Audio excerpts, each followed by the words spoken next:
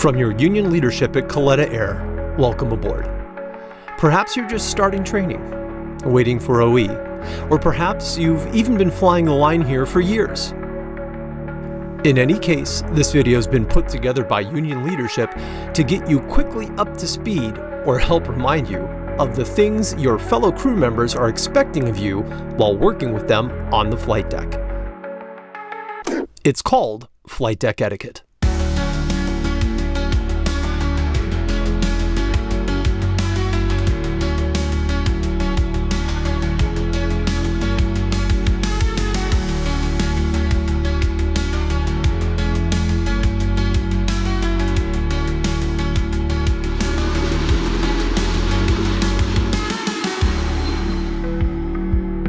Don't expect your OE captain to teach you all these things.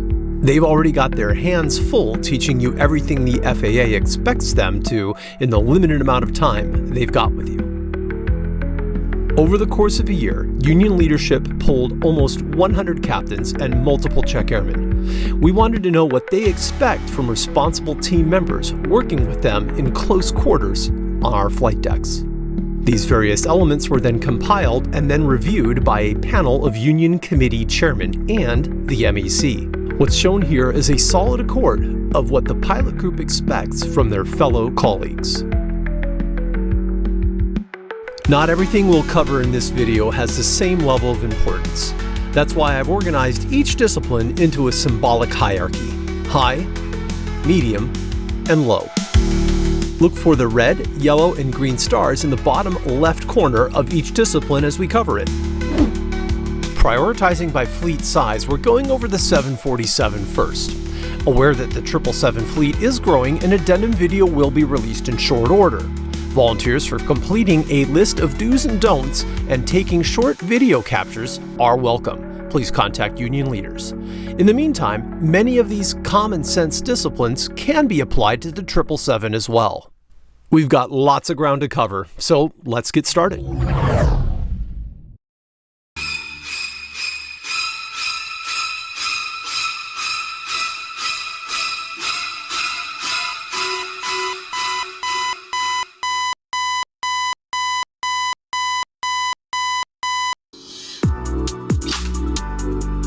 Does your spouse make your bed for you at home? Perhaps it's a boyfriend or girlfriend. Perhaps it's even still your mother. Perhaps you don't even make your bed at all. Well, here at Kalitta Air, you make your bed. Let me say that again. At Kalitta Air, you make your bed.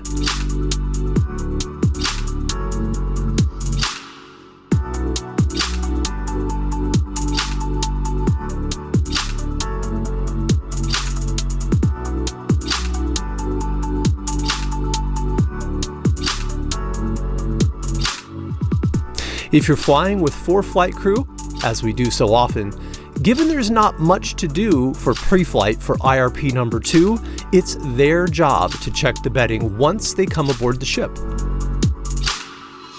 Now, whereas it's technically the ship mechanic's job to supply fresh bedding in focus cities like Anchorage, New York, and Hong Kong, it's our job to ensure that the bedding has been changed. The mechanics are actually doing us a favor if they happen to swap out the bedding. IRP 2, please check the bedding. Should any beds have been left unmade, which they better not have, please make them. If you suspect the bedding to be old, first ask the mechanic if he knows the status of the bedding. If it is old, or the status is unknown, pull the sheets and blankets off the mattresses and change them out for a fresh set.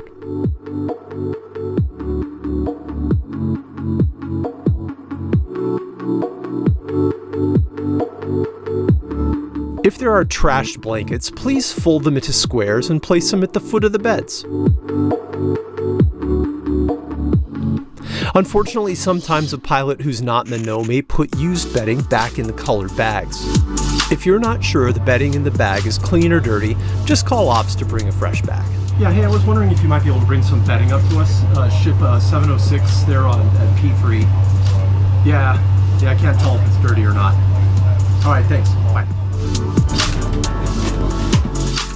For the record, dirty bedding goes in large black plastic garbage bag. Hong Kong may be the only exception.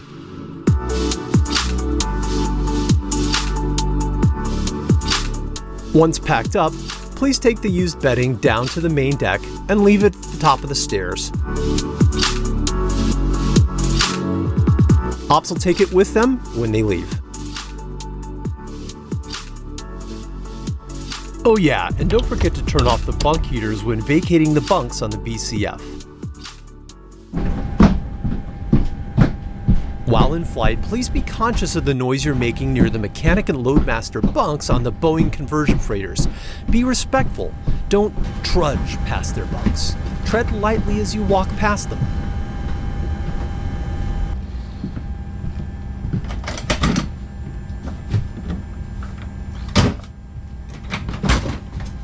Do not slam overhead bins or Galley Atlas boxes looking for food and supplies.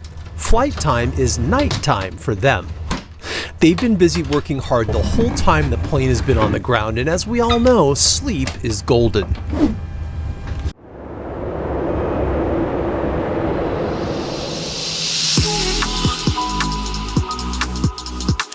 During daylight flying, please be sure to completely close the flight deck curtain.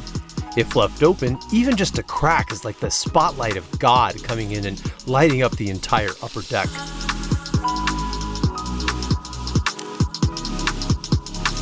This can keep the mechanic and the loadmaster from sleeping.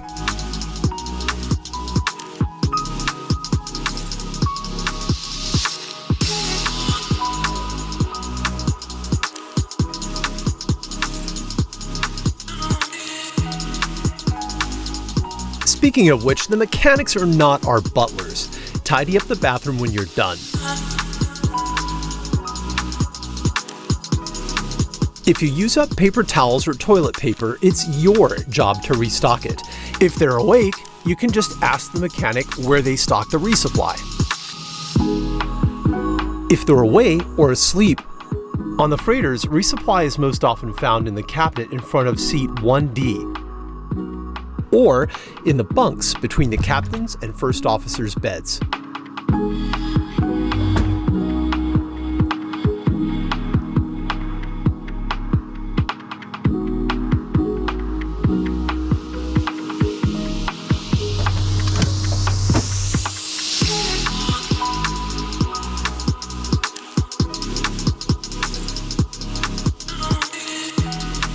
Oh yeah, and if you're the last person to use the toilet before takeoff, see if you can remember to close the lid.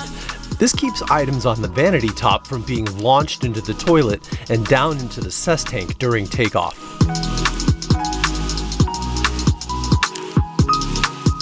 While waiting for the loading to finish, another thing IRP-2 should be checking on is catering. Sometimes catering might not be adequate for the length of flight planned.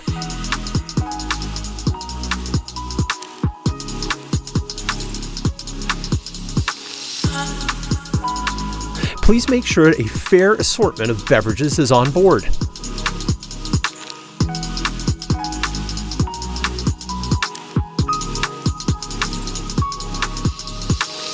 Also, be conscious of markings on the tops of different food canisters. It is possible to pre-order food as flight crew members, and you don't want to eat somebody else's lunch. You never know whose lunch you might eat. The backs of seats are not a place to store your clothes. The flight deck closet has plenty of space for the pilot's shirts and coats. Please use hangers. If there aren't enough, let the mechanic know. They'll resupply the plane with more.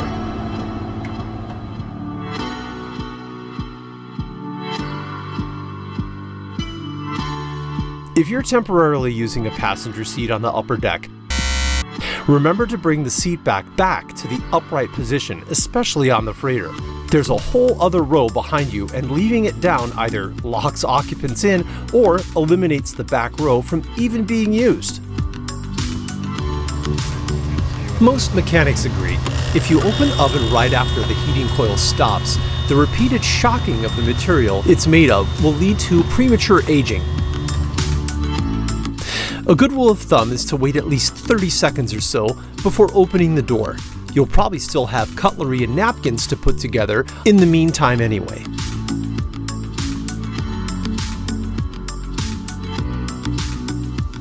And by the way, even on an aircraft full of reloads, there's always a better place to eat your food than on the galley counter. Mechanics often mention that they are cleaning up our mess from the galley countertops after pilots are done eating on it. Additionally, you're blocking other crew members from accessing the refrigerator. The IRP-1 counter makes a great place to eat your meal. During flight, it's almost always free. Alright, let's move to the forward flight deck. Please allow the captain time and space to get through the safety flow and/or acceptance check prior to entering the flight deck. Remember, as IRPs we may be the relief pilots, but we're still a big part of the team. Help prep the flight crew for descent and approach. Before they return to the flight deck, you can help them out by doing things like: You like that? Okay. Update the winds forecast. Get the latest ATIS.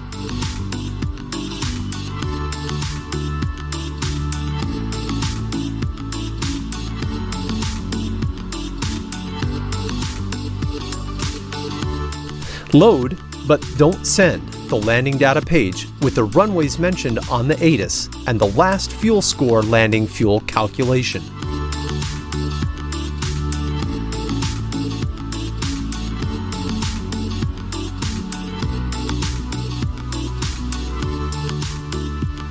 Set the ATIS QNH or altimeter settings. Load the Baromins. But remember, if you're with a captain who's running IOE, please allow the IOE applicant to do all these things instead. If the mechanic's been working on the log can since you've boarded the aircraft, make sure to give it directly to the captain once the mechanic is done with it. Captain. Thank you very much. CCAS system. Equipment preservation is also a part of flight deck etiquette. Don't flick buttons, press them. Don't spin knobs. Turn them. Ever wonder why the Baromins are often so hard to set? Well, now you know. As a general courtesy to all pilots, if you happen past the flight deck and see one of the flight crew's dirty dishes, do them a favor so they don't have to get up and leave the controls again. Take their dirty dishes back to the main trash for them. Once break times have been agreed upon, please do everyone, including yourself, a solid. Set a timer. The end of your break time is not time to start running errands like go to the bathroom or make coffee. If you have to do a few things before returning from break, set your timer to go off a few minutes before your break time actually ends. The lower pedestal also is not a dinner table. Do not place food or dirty plates on it. What's more, do your best not to pass open containers Oh, hey man, I got your coffee for you. Thank you. over the lower pedestal. Set coffee in the outboard cup holders, letting the All right, man, pilot put the know coffee in the coffee cup is holder by served. your right shoulder there. Perfect. All right, sir.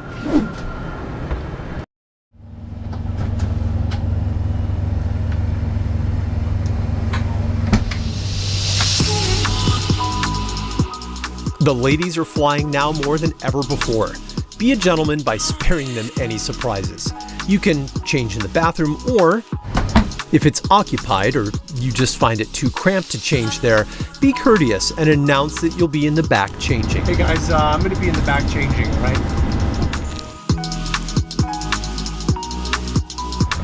All right, that taxi is going to bring us down to Kilo 1 intersection with runway 4 left, our intended departure runway. We got a straight out of the losing engine turn, There are a lot of things to cover in a brief. Nonetheless, let the pilots monitoring know if you intend to automate or hand fly the initial segments. Keep in mind it might not be the time, place, or flight conditions to hand fly. I'm going to do some hand flying on this one if that's okay with you. If it gets hectic, I'll just ask for center auto pilot command or something like that. Outside of that... When you're done using them, don't forget to switch off the pilot auxiliary heating elements.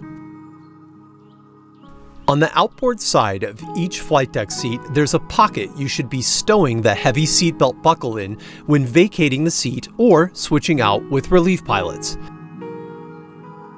If you just cast that heavy buckle to the side, it gets lost in the dark or buried in flight bags. Don't hang buckles in the yoke niche in the seat.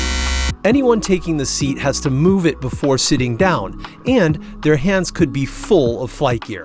Please, use the equipment provided to us. Use the buckle pockets. What in the hell is wrong with you, you farting Anger, bastard, you aggression, or just a short temper can sometimes affect us all, Who, your parents related before they got married? especially if we're fatigued or overworked. But if you're chronically angry, you probably already know who you are. You have the right to harbor anger. However, the chronic unloading of anger at fellow flight or ground crew is not acceptable. Bet you didn't know you have more support here within the pilot group or with ALPA National resources than you ever knew.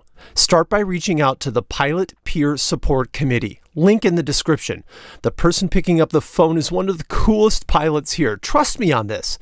If you need more help, they can guide you through a myriad of resources available both within our union and at ALPA National. Is it medical, substance related, or just working through a difficult time? Union leadership can help you address all these issues. When you call, we're not going to tell you what time it is. You're going to tell us what time it is, and we'll help you find your way through it.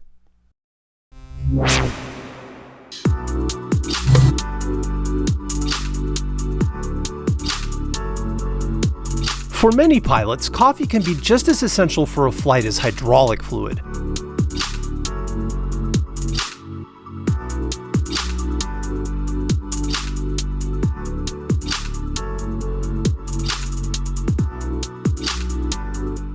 Please, keep in mind, if you get the coffee maker out to make coffee, make sure you put it away before takeoff or landing.